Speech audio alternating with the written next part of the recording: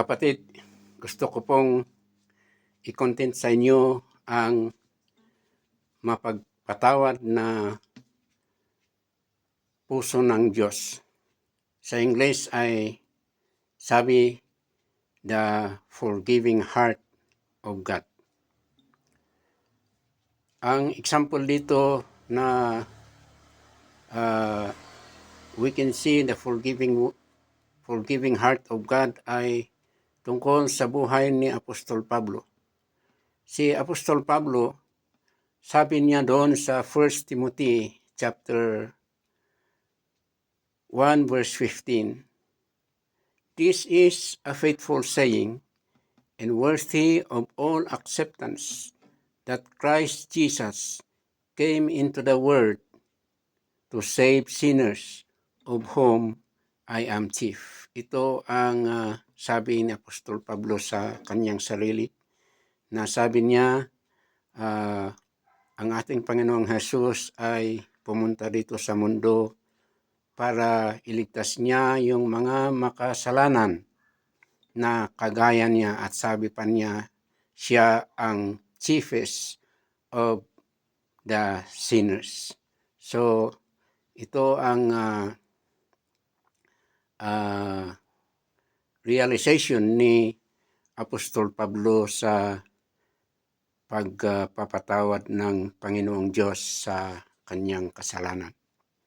Nung ang ating Panginoong Jesus ay namatay doon sa Bantay Kalbaryo, nung siya ay naipako sa cross, ay ang unang-unang salita na sinabi niya ay tumingin sa langit at sabi niya sa kanyang ama, "Father, forgive them, for they know not what they do."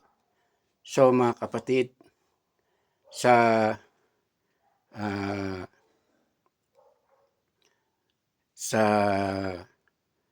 pamamagitan ng ating Panginoong Jesus ay ang Diyos Ama sa langit ay pinakita niya ang kanyang forgiving heart sa lahat ng mga tao na lumapit sa kanya.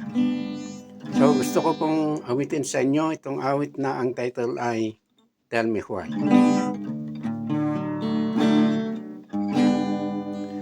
As the Savior was walking on Calvary's hill, all the birds stopped their singing, they looked stood still, and the flowers on the ground bowed their lonely heads, as the Savior on Calvary was laid. Tell me why, you tell me why, dear Jesus died on Calvary. Tell me why did he suffer such agony? For God so loved the world that he gave his only Son, and that is why Jesus died for you and me. Then they put nails in his hand, pierced his precious side, and the pain was so great that the tears filled his eyes.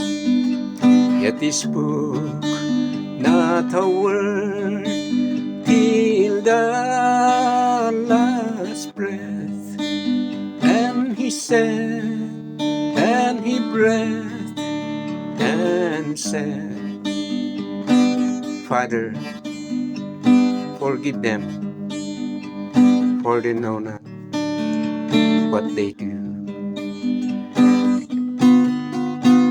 Tell me why, you tell me why, dear Jesus died on Calvary.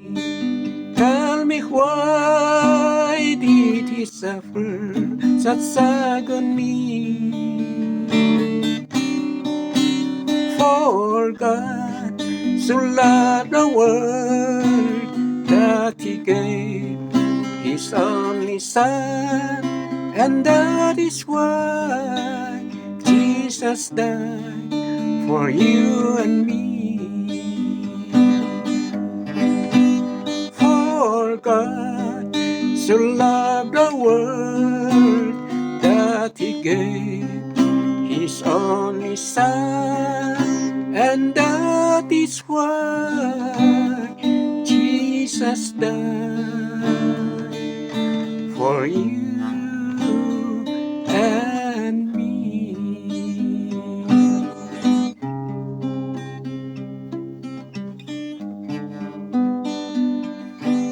Salamat po.